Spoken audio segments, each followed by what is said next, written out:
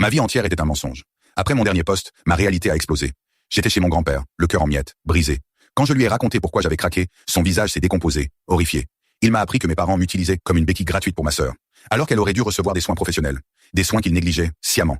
Et pire encore, je n'aurais jamais dû m'occuper d'elle, car son état la rend dangereuse pour elle-même et pour les autres. Le choc a été brutal, mais ça ne s'arrête pas là. Le reste de la semaine, ma famille élargie m'a contacté, révélant d'autres horreurs. Mes parents prenèrent de l'argent à mes tantes et oncles, sous prétexte de financer une aide-soignante, qui n'existait tout simplement pas. Ils me volaient. Ils volaient tout le monde. C'était un coup de poignard en plein cœur, une trahison inimaginable. Heureusement, au milieu de ce chaos et de cette douleur, j'ai trouvé un amour inconditionnel. Mon grand-père, mes tantes, mes oncles. Ils m'ont donné plus d'affection en une semaine que mes parents en une vie entière. Mon grand-père a passé son temps à rattraper le temps perdu, m'encourageant à vivre, à respirer, à être moi. Samedi soir, le moment de vérité est arrivé. J'ai affronté mes parents. Ils ont avoué. Tout. Mais pas un seul mot d'excuse.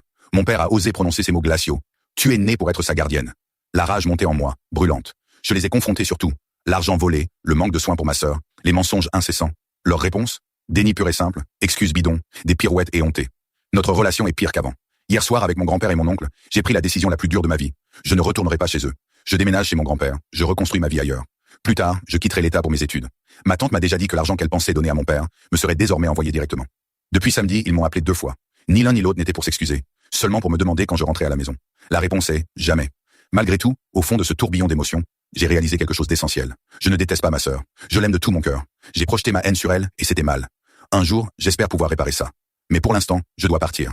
Je dois me sauver moi-même. Cette histoire, c'est la mienne. Une histoire de trahison, de mensonge, mais aussi de découverte de soi et de résilience. Mais à ma place, auriez-vous pu faire le même choix? Auriez-vous coupé les ponts pour vous sauver?